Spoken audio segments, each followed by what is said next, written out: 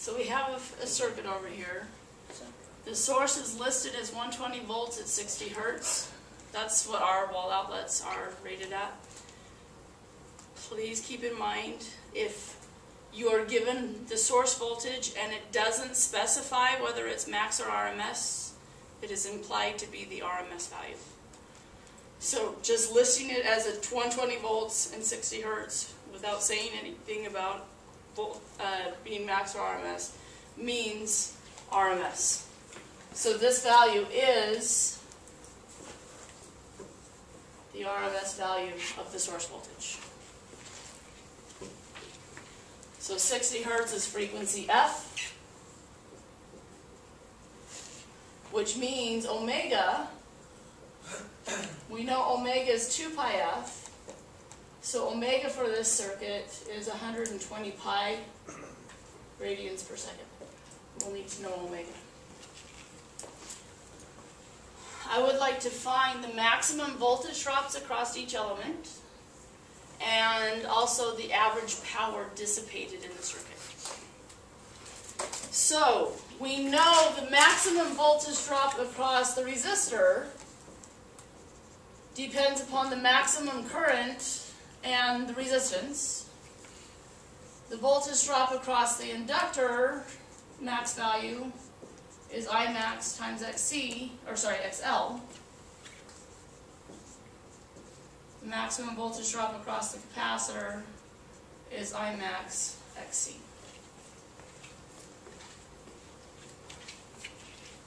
We know the value of R. We can easily find the values of XL and XC. XL is omega L, so 120 pi radians per second. L, our inductor, is 10 millihenries, so 0.01 henries. XL in this case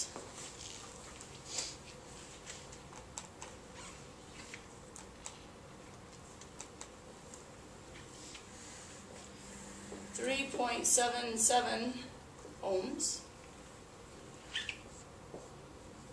XC is 1 over omega C, so 1 over 120 pi radians per second. Our capacitor is 20 microfarads, so 20 times 10 to the negative 6.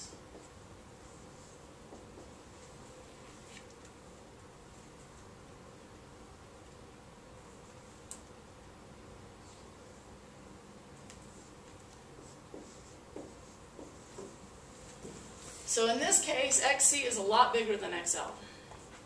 So if we were to draw that phasor diagram, the arrow coming down would be a lot bigger than the arrow going up, which means our overall voltage phasor would have been in the 4th quadrant. What that means is the current in this circuit is going to lead the voltage. Now, to find these voltage drops, we need to know the maximum current as well. We don't know the voltage drop across any of these. Okay? That 120 volts is the RMS value of the source. The source is not the same thing as any of these. You right with that? So I can't put 120 in for any of these. We do know, though, that the RMS source voltage is equal to the RMS current times the overall impedance of the circuit. So if we can figure out Z, then we'll be able to figure out I, because we know the RMS. So Z is the square root of R squared, R is 50,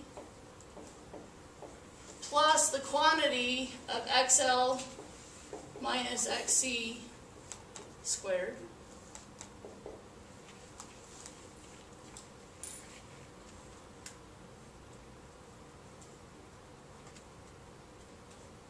Oops.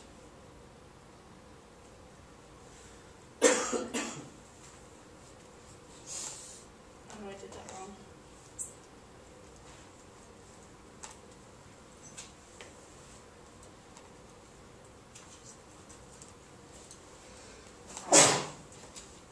Bless you.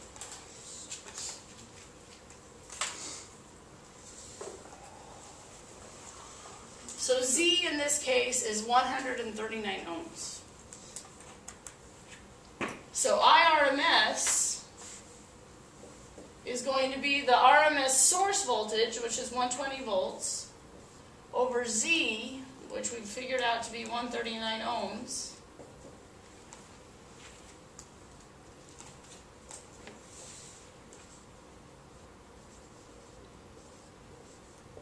so the RMS current will be 0.86 amps in this circuit. We need to know the maximum current though, but that's easy to find. We know RMS is equal to max over the square root of 2, so the maximum value will be the square root of 2 times the RMS value.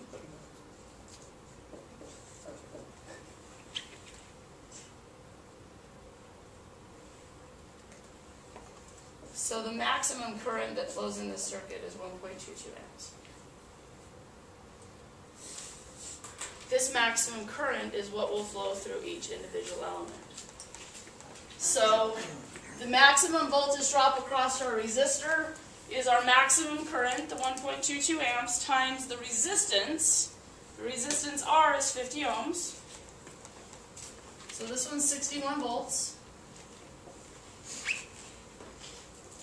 I max, the 1.22, times X of L. X of L is 3.77. 4.6 volts.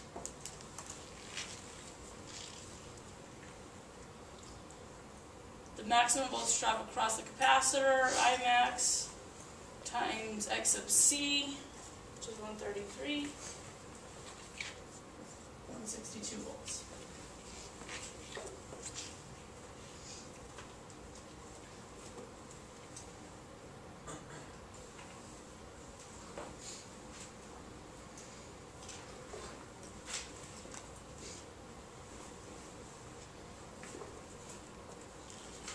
Questions on getting any of those values? Was this like a 20-point problem?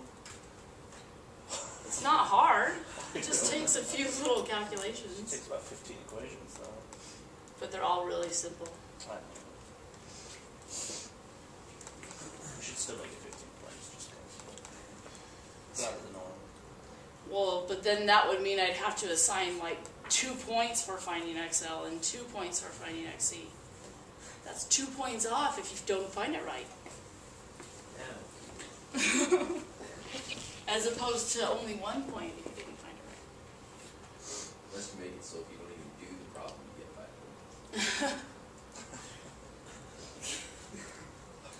points. You get 5 points just for attempting this. Yeah. That's great. For lucky. James was here. Write a little note, I looked at it. This is nice. Good for you. Good job wording this problem. Sounds great. If we wanted the RMS voltages across each element, we would have just used the RMS current. Same equation, the RMS currents. Okay. Our second question, average power dissipated. Trina, Yes, could you just multiply delta DR by square root of 2? certainly, that would work just fine too. Well, you divide this. You divide by the square root of 2. Yes, that would work just as well. So RMS values you can find by taking the max over the square root of 2, and you'd have the RMS as well. No problem. Average power, might as well use the IRMS squared R because we already know those. The RMS value of the current, we already know, is 0.86 amps. R is 50 ohms. So the average power dissipated in this circuit,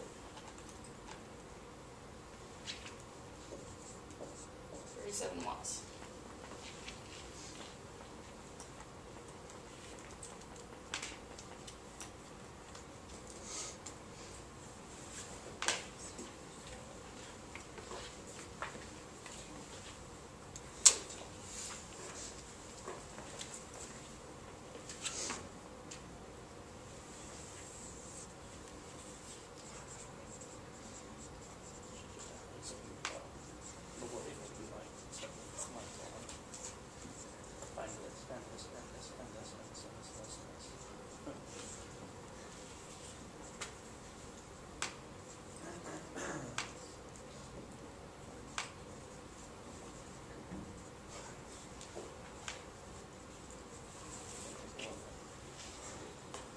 So let's say our power source, we're capable of changing the frequency. So we have some sort of voltage generator that we can change the frequency at which it oscillates at.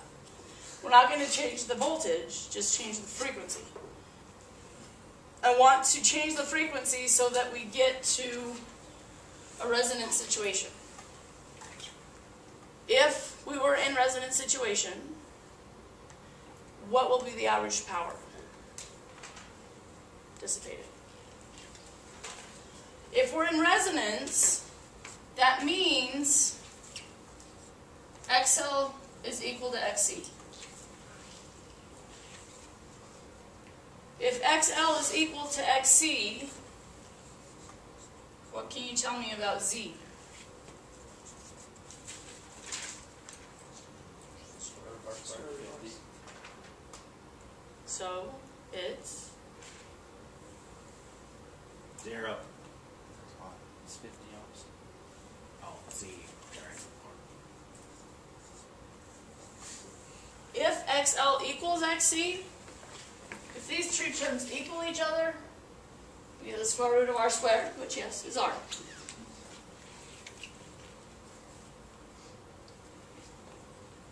If Z is different, then I is going to be different. I depends upon the source voltage, which is still 120, but it depends upon Z as well. If Z is different, then I is different. So IRMS is not going to be 0.86 amps. IRMS is going to be 120 volts over 50 ohms, which is what, 1.4 amps?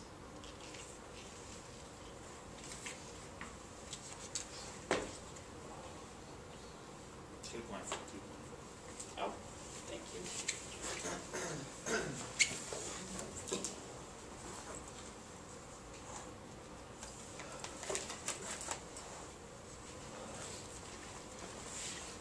So the average power, using the same equation, IRMS squared times R, since the RMS current is now different,